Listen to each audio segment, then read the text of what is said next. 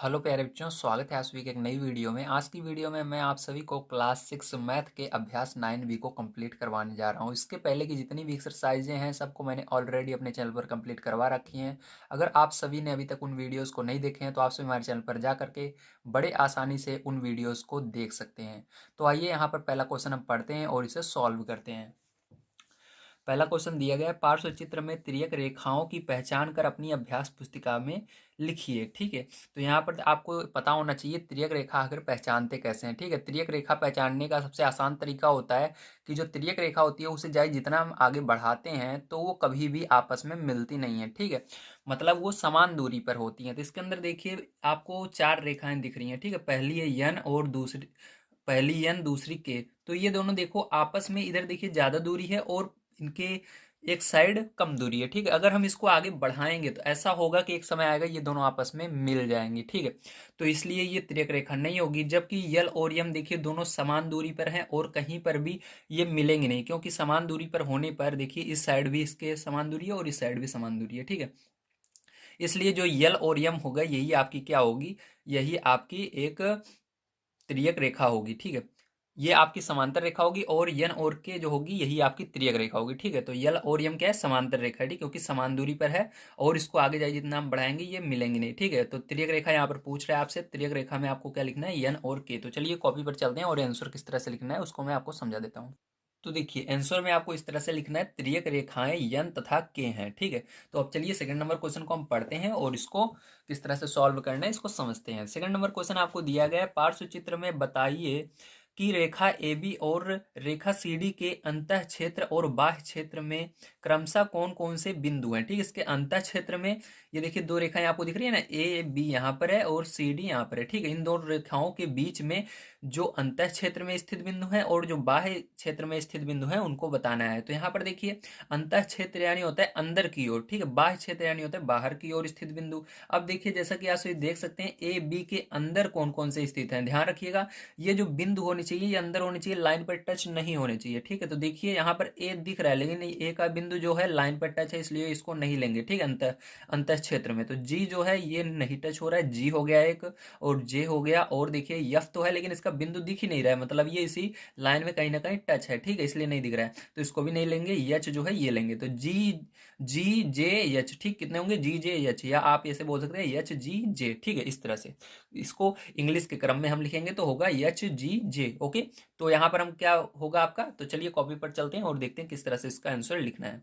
तो देखिए आपको आंसर में इस तरह से लिखना है, रेखा ए बी और सी डी के अंतः क्षेत्रों में स्थित बिंदु जी एच और जे हैं। क्या लिखना है, रेखा ए बी और सी डी के अंतः क्षेत्र में स्थित बिंदु जी एच और जे हैं। ठीक है, अब चलिए इसके आगे देखते हैं, थोड़ा सा हमको और कुछ क्वेश्चन में कह रहा था उसको भी समझ लेते हैं। तो कह रहा था बाह्य क्षेत्र में स्थित बिंदु भी बताइए। ठीक है, तो बाह्य यानी बाहर की ओर, जो इस रेखा के बाहर हैं। तो देखिए प्यारे बच्चों कैसे इसको पहचानेंगे, ध्यान से समझिएगा। ठीक है, तो देखिए यहाँ पर आप जैसा कि देख सकते हैं ये रेखा जो है आपकी ए बी है, इसके बाहर कौन से बिंदु हैं, यहाँ पर देखिए यहाँ पर यल आई है। ठीक है, ये बिंदु इसके दिख रहे हैं, यल और आई के, ये दो बिंदु मिल गए। और इस साइड देखिए केवल के है, डी और सी है लेकिन ये इस रेखा पे टच हो रहा है इसका बिंदु, इसको नहीं लेंगे। ध्यान रखिएगा अगर थोड़ा सा भी टच होगा तो उसको नहीं लेंगे। ठीक है, टच नहीं होना चाहिए जो इसके अंदर बिंदु लिखा बना हुआ है।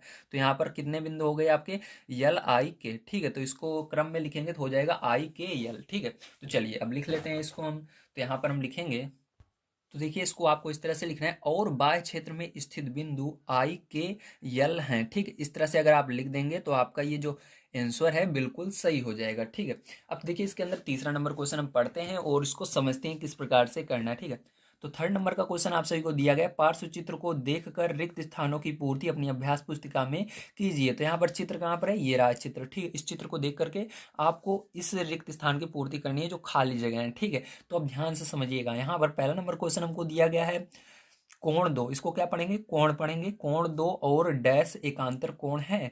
तो यहाँ पर कोण दो और कौन सा ऐसा कोण है इसके अंदर जो एकांतर कोण है। ठीक है, एकांतर कोण वो होता है कि जैसे दो इस साइड है तो जस्ट इसी जगह पर दूसरी साइड इसी तरह कोण होना चाहिए। देखिए दो और ये जो कोण 8 है। ठीक है, कोण 2 और कोण 8 जो है ये एकांतर कोण है, तो यहाँ पर क्या होगा, कोण 8 होगा। ठीक है, क्या होगा, कोण 8। तो तीसरे के पहले में आपका आंसर जो आएगा वो क्या आएगा, फर्स्ट में कोण 1। ठीक, क्या आएगा, कोण 8, ठीक, पहले में आएगा कोण 8, ठीक है। अब चलिए इसके दूसरे में देखते हैं हमारा क्या आएगा, ठीक है।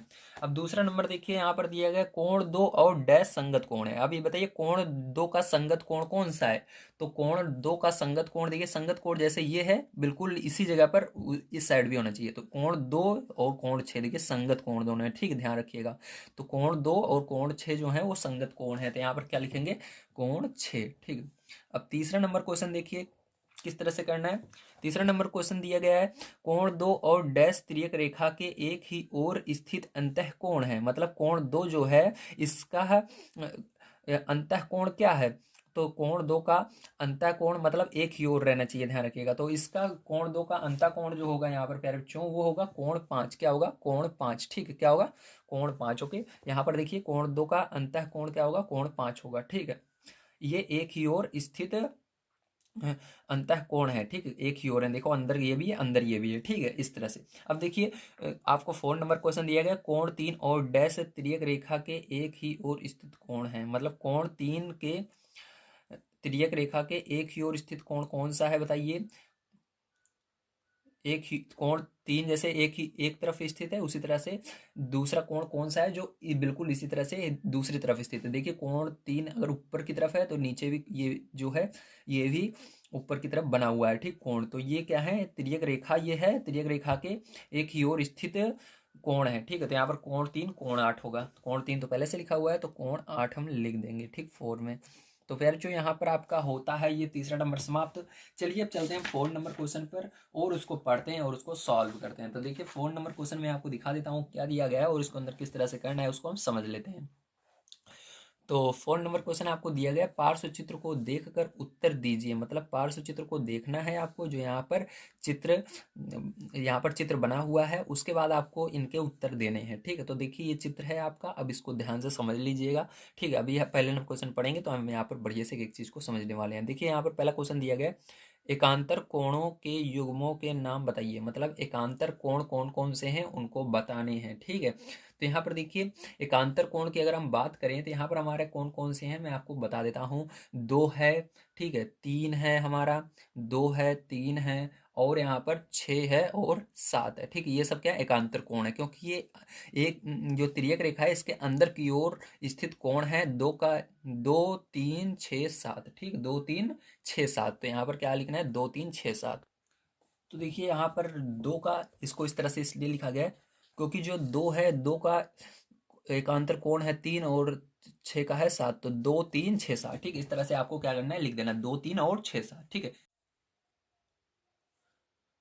तो प्यारे बच्चों आइए अब हम सेकंड नंबर का क्वेश्चन पढ़ते हैं और इसे सॉल्व करते हैं। देखिए सेकंड नंबर का क्वेश्चन प्यारे बच्चों आप सभी को क्या कह रहा है, संगत कोणों के युग्मों के नाम बताइए। तो यहाँ पर हमको क्या करना है, संगत कोणों के युग्मों के नाम बताना है। तो संगत कोण होते हैं जैसे यहाँ पर 1 का संगत 3 है, 7 का 4 है, 8 का 6 है, 2 का 5 है। मतलब जहाँ पर ये स्थित है दूसरी रेखा के बिल्कुल सामने कौन सा कोण है, जैसे एक यहाँ पर है तो इधर 3 है, तो ये दोनों क्या होंगे, संगत कोण होंगे। 7 और 4 ये भी संगत कोण होंगे, इसको लिखना होगा, ठीक है। चलिए कॉपी पर चलते हैं और इसको किस तरह से लिखना है समझ लेते हैं।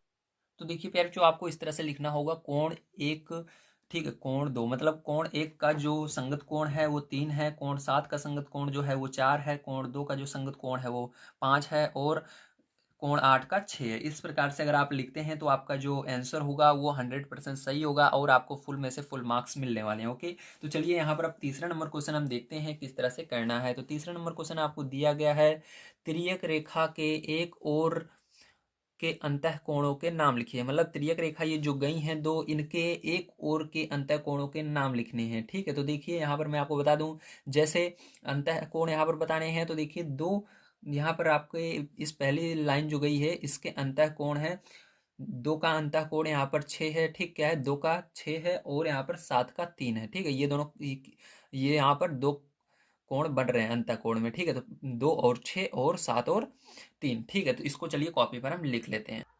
तो देखिए कॉपी में आपको इस तरह से लिखना है कोण 2 कॉमा कोण 6, मतलब कोण 2 का अंतः कोण कोण 6 है और कोण 7 का कोण 3 है, ठीक। ये रेखा के एक ही ओर स्थित है, ठीक है। चलिए अब देखते हैं इसके बाद 4 नंबर क्वेश्चन।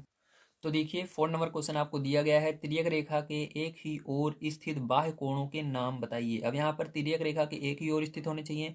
अब बाह्य कोण के नाम बताने हैं। जैसे यहाँ पर हमने देखा 2 का 6 है, 7 का 3 है, उसी तरह से बाहर यानी जो स्थित है उसका हो जाएगा 1 का क्या हो जाएगा यहाँ पर, ठीक है, 1 का यहाँ पर हो जाएगा 8, क्या होगा 1 का 8 हो जाएगा, और यहाँ पर 4 का 5 हो जाएगा। ठीक है, समझ में आ गया आप सभी को।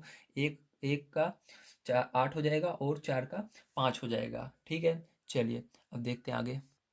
तो देखिए आपको इस तरह से लिखना है, कोण एक का जो बाह्य कोण है, ठीक है। अब पहले वाले में हमने अंतः कोण था, अंदर वाले को लिया था। अब बाह्य कोण में कोण एक का बाह्य कोण 8 है और कोण 4 का बाह्य कोण 5 है। इस तरह से आपको बताने हैं। और यहाँ पर आपका ये एक्सरसाइज समाप्त होती है 9B।